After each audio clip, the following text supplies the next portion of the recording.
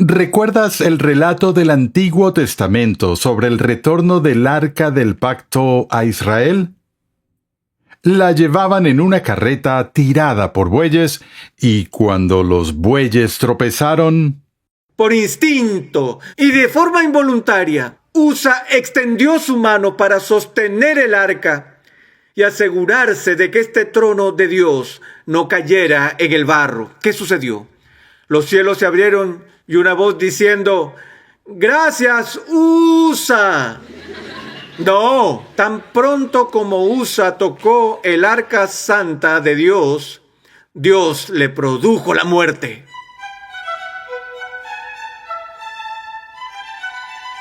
Dios es justo, pero a veces sus acciones parecen injustas. Bienvenido una vez más a Renovando tu Mente con el Dr. R.C. Sproul, mientras continuamos con el tercer capítulo en una impactante serie de enseñanza de 6 lecciones titulada La Santidad de Dios. En esta serie, el Dr. Sproul explora bien de cerca el carácter de Dios, llevándonos a nuevas percepciones sobre el pecado, la justicia y la gracia. La muerte de Usa, así como la muerte de Ananías y Zafira a manos de Dios, parecen casos en los que el castigo es mucho mayor que el crimen. Sin embargo, cuando nos damos cuenta de que estos actos de justicia son expresiones de la santidad de Dios, cobran un nuevo sentido. Una comprensión más completa del carácter de Dios nos permite ver estas acciones de Dios con mayor claridad y nos ayuda a evitar el peligro real de dar por sentada su gracia. Acompáñame al salón de clases a escuchar una vez más al Dr. R.C. Sproul mientras nos ayuda a apreciar la santidad de Dios a través de sus juicios, mostrándonos cómo Dios es justo, pero también misericordioso. Si nos fijamos en el periodo del siglo XVIII, durante la expansión territorial americana, nos daremos cuenta que durante el Gran Avivamiento había una idea recurrente en la predicación de ese entonces, una especie de doble énfasis. Por un lado, el mensaje de los predicadores era que el ser humano es muy, muy, muy malo y que Dios está muy, muy enojado. En otras palabras, hubo tal énfasis en el pecado humano y en la ira de Dios, que casi algunos terminaron llamándola la teología del miedo, la cual predominó durante ese periodo. Y luego, en el siglo XIX, vemos una dramática reacción en contra de esa clase de tendencia en la predicación, de modo que ahora el mensaje era: ok, el humano no es tan malo y Dios no está tan enojado. El énfasis estaba ahora en el amor de Dios y la bondad del ser humano. Bueno, a finales de ese siglo, a principios del siglo XX, en Norteamérica hubo una respuesta a esa reacción dentro del mundo de la teología, con el advenimiento de una teología llamada teología de la crisis. Y fue llamada teología de la crisis porque lo tomó prestado del término griego crisis, que significa juicio. Estos teólogos en Norteamérica dijeron que si iban a tomar en serio el retrato bíblico de Dios, deberían una vez más tomar en serio lo que dice la Biblia acerca de la ira de Dios. Había algunos extremistas en ese grupo que decían que lo que vemos en las Escrituras, especialmente en ciertos momentos del Antiguo Testamento, es una expresión de algo que es irracional en el carácter de Dios mismo. En otras palabras, ellos dijeron que sí, que es inevitable ver sin lugar a dudas una manifestación de la ira de Dios en el Antiguo Testamento. Pero esa ira no es tanto una manifestación de la justicia de Dios o de su santidad, sino una manifestación de un defecto en su propio carácter. Aunque no lo crean, he leído algunos teólogos que hablan del lado oscuro de Yahvé, dicen que dentro de Dios reside el elemento de lo demoníaco y que este aspecto demoníaco de Dios se hace notorio por manifestaciones repentinas, no provocadas, de una ira antojadiza, caprichosa y arbitraria de Dios. Una de las historias más espeluznantes en el Antiguo Testamento es la historia de Usa, el coatita. Recuerden que el arca de pacto era el trono de Dios, era el artículo más sagrado en el lugar santísimo y había caído en manos de los filisteos y luego a través de una serie de increíbles incidentes había sido devuelta al pueblo judío y guardada en custodia por un tiempo hasta que llegó el momento adecuado para que el arca del pacto fuera devuelta a su lugar en el santuario. Y David ordenó una celebración y pidió que el arca del pacto sea transferida a la ciudad.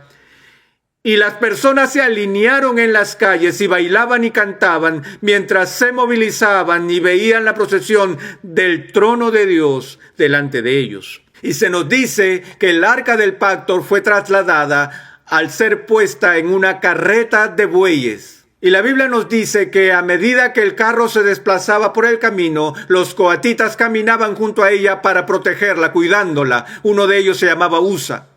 Y en medio de la procesión, de repente, uno de los bueyes tropezó.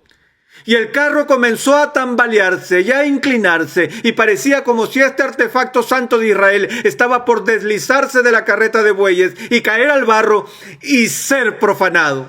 Por instinto y de forma involuntaria, Usa extendió su mano para sostener el arca y asegurarse de que este trono de Dios no cayera en el barro. ¿Qué sucedió?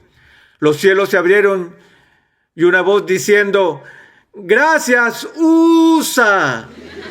No, tan pronto como Usa tocó el arca santa de Dios, Dios le produjo la muerte.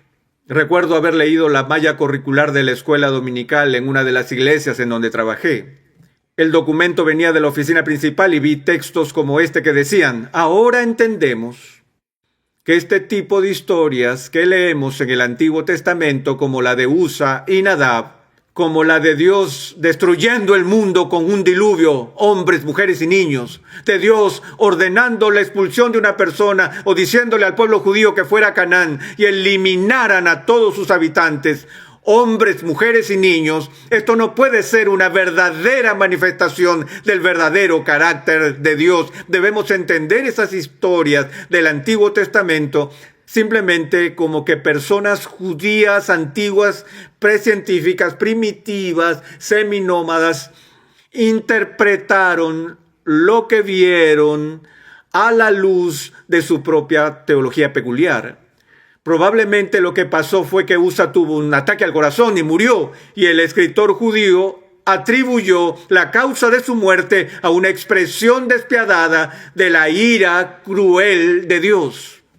En otras palabras, era impensable para los autores de ese currículo que Dios mismo realmente pudiera tener algo que ver con la muerte de Usa. Sin embargo, si vemos con atención el Antiguo Testamento y la historia de los coatitas, creo que la respuesta se hace evidente. Recuerdan que en el Antiguo Testamento a las 12 tribus de Israel se les asignaron ciertas tareas y asignaciones que la tribu de Leví fue apartada para Dios como la familia que sería responsable del sacerdocio y de los asuntos del templo, de la educación y de otras cosas. Y Leví era de esa tribu. Dentro de la familia de Leví había otras familias importantes y a cada familia se le asignó una tarea especial. Ahora, Coat fue uno de los hijos de Leví y la familia de Coat fue separada por Dios para una tarea específica. Su trabajo, toda su razón de ser, la vocación de sus vidas era cuidar de las cosas sagradas. Y fueron entrenados y disciplinados desde la niñez con todas las descripciones y detalles meticulosos de la ley de Dios acerca de cómo estos objetos sagrados y los recipientes debían ser custodiados. Y el único principio absoluto y no negociable que se le inculcó a cada cuatita desde que era un niño fue este: nunca, nunca, nunca, nunca, nunca toques el trono de Dios. Y Dios dijo: si lo tocas, morirás. En primer lugar, nos preguntamos por qué transportaron el arca en una carreta de bueyes. Tenía que ser transportada a pie.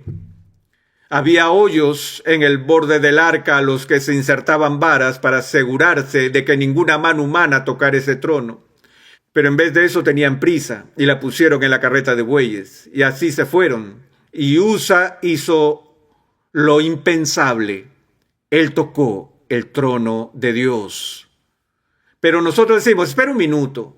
¿Por qué lo hizo? Su motivo era puro. Estaba tratando de preservar el trono de Dios de caer en el barro.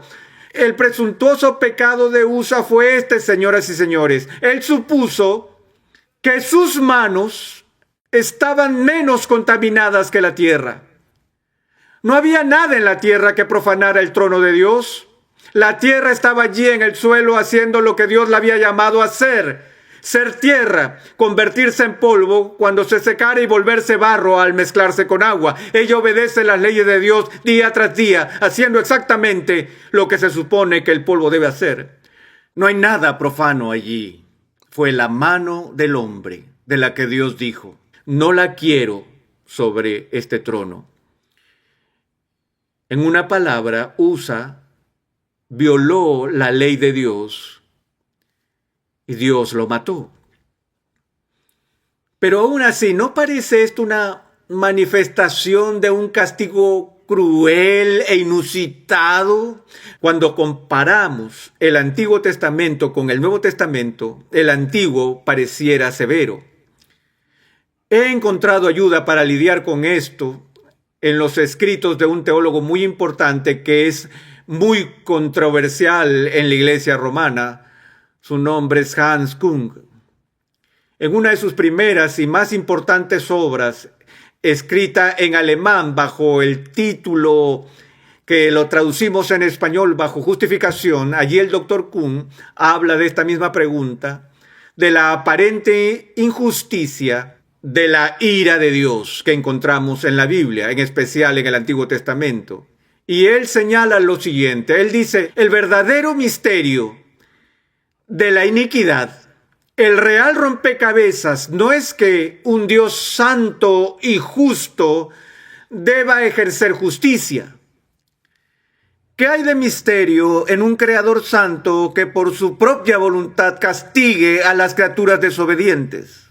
Y dice: el verdadero misterio es por qué Dios, de generación en generación en generación, tolera criaturas rebeldes que cometen traición cósmica en contra de su autoridad.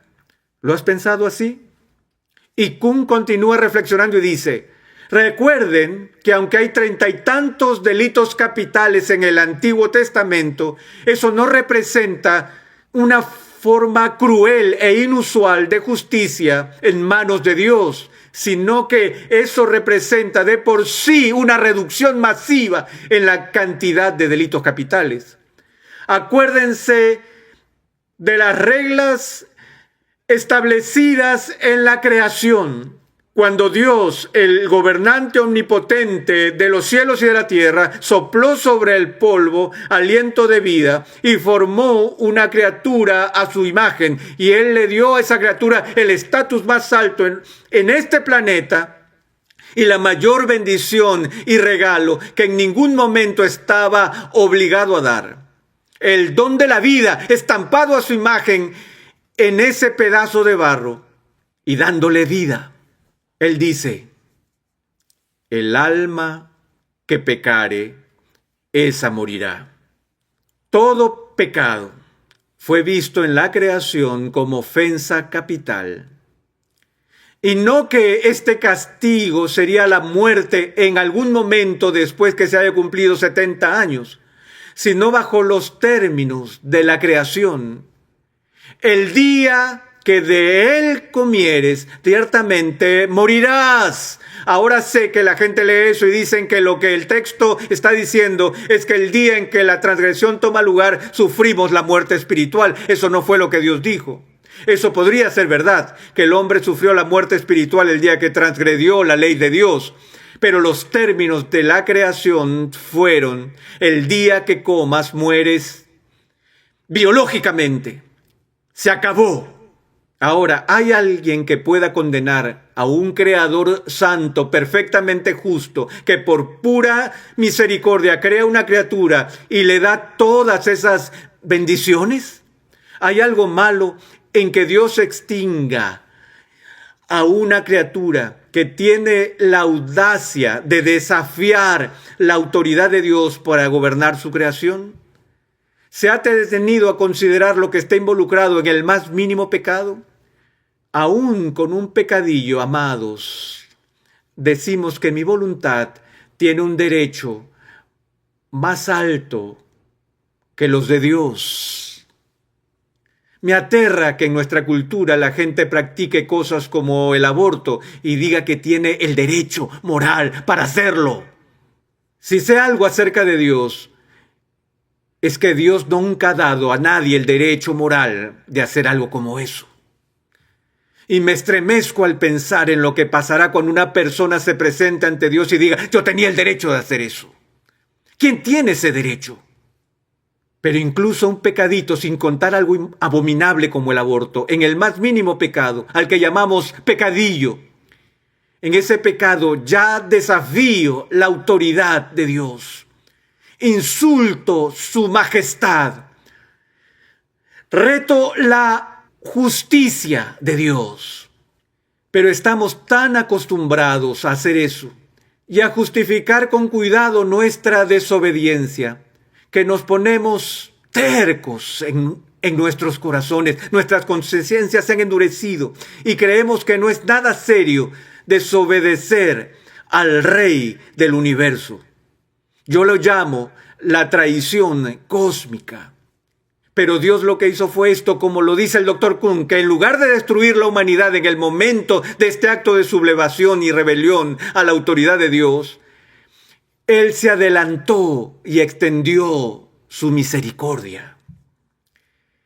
En lugar de la justicia, Él derramó su gracia. Y la historia del Antiguo Testamento, amados, es la historia de repetidos episodios de las manifestaciones de la paciencia llena de gracia de Dios y de un perdón misericordioso hacia un pueblo que desobedecía día tras día.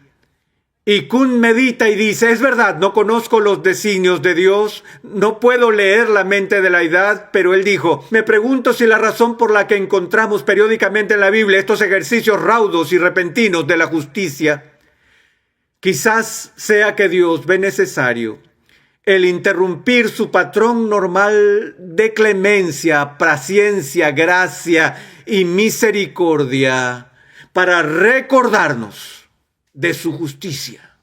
Él mismo dice que su paciente misericordia está diseñada para darnos tiempo para arrepentirnos.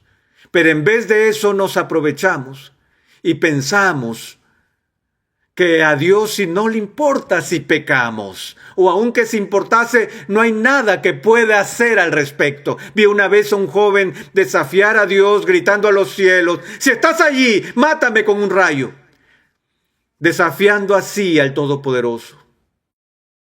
Yo no quise mirar, pero vi su cadáver al día siguiente. Nunca lo olvidaré.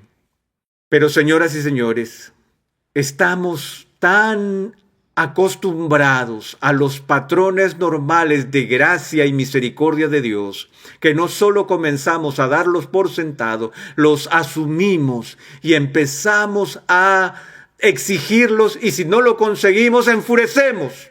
Hace poco hablé en el Seminario Teológico de Dallas, compartí de un pasaje en el Nuevo Testamento donde Jesús habló de este mismo tema y utilizó mi ilustración favorita. Cuando yo era un joven profesor universitario, mi tarea era enseñar a 250 nuevos estudiantes introducción al Antiguo Testamento. El mismo primer día de clases tuve que entregar los trabajos y tenía que ser muy cuidadoso con los requisitos porque ellos tratarán de distorsionarlos para librarse de ellos. Y les dije, miren, tenemos solo unos pocos ensayos de 3 a 5 páginas o de 2 a 4 páginas, pequeños escritos cortos. Y dije, son 4 de ellos, si no se presentan a tiempo, serán desaprobados a menos que hayan ingresado a la enfermería o se haya muerto un familiar cercano. Y tuve que explicarle todo a ellos. Y dije, ¿todos entienden? Oh, sí, estamos de acuerdo. El primer plazo se vence el 30 de septiembre. 30 de septiembre, 225 estudiantes diligentemente vienen con sus trabajos. 25 de los estudiantes estaban de pie, allí temblando, asustados y llenos de miedo. Me dijeron, oh, Dr. Sproul, no alcanzamos a terminar nuestros trabajos, no administramos bien el tiempo, no hicimos la transición de la secundaria a la universidad. Por favor, no nos vaya a reprobar, denos una extensión de 2 días. Yo dije, ok, voy a concederle esta vez, pero no dejan que suceda de nuevo. Recuerden hoy que el mes que viene quiero que esos trabajos a tiempo. Llegó el 30 de octubre. 200 estudiantes llegaron con sus trabajos.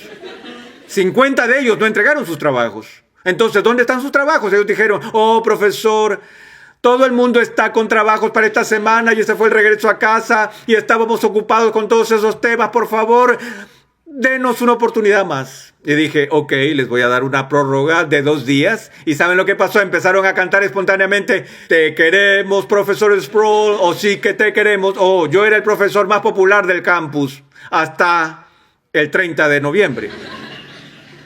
Noviembre 30, 150 estudiantes llegaron con sus trabajos.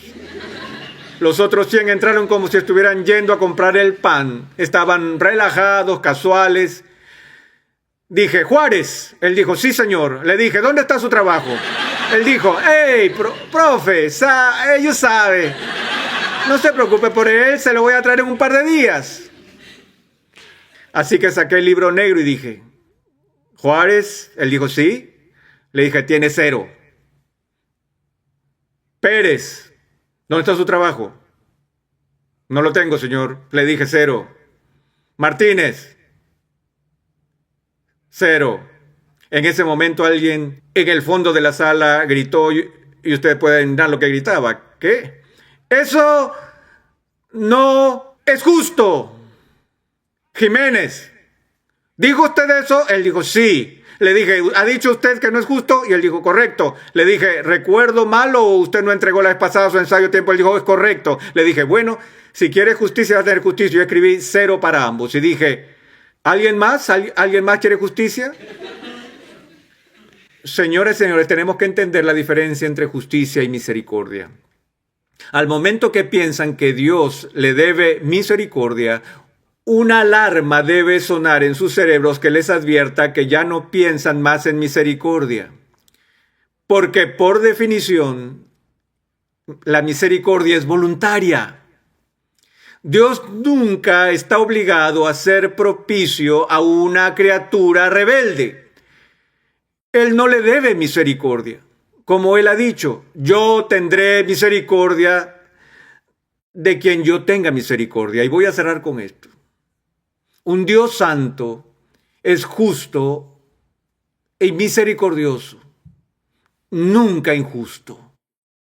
No hay momento en ninguna página de las Escrituras donde alguna vez se castigue a una persona inocente. Dios simplemente no sabe cómo ser injusto. Le doy gracias cada noche porque Él sabe cómo ser no justo. Porque la misericordia es no justicia, pero no es injusticia.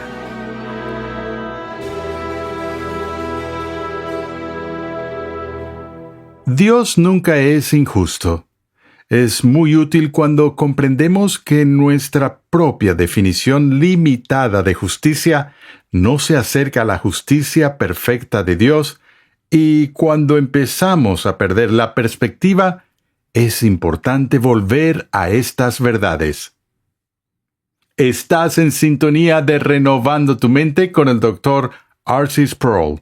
Nos alegra que te hayas unido a nosotros. Te invitamos a visitar nuestra página web renovandotumente.org, donde podrás solicitar gratuitamente la guía de estudio de esta serie. Te invitamos a la Biblioteca Ligonier. Nuestros libros se centran en las grandes verdades que han sido confiadas a la Iglesia por los precursores de la Reforma, verdades bellamente articuladas en las confesiones, catecismos y credos históricos. Para más información sobre nuestros libros, visita la página web bibliotecaligonier.com hoy mismo. Si Dios es santo y el hombre es pecador, ¿qué esperanza hay para el hombre?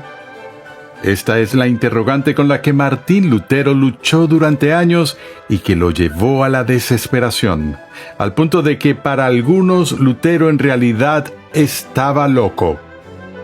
En el siguiente episodio de Renovando tu Mente, el Dr. Sproul relata la lucha de Lutero y explica cómo personas pecadoras pueden estar en la presencia de un Dios santo solo por medio de la justicia que Él proporciona en Jesucristo.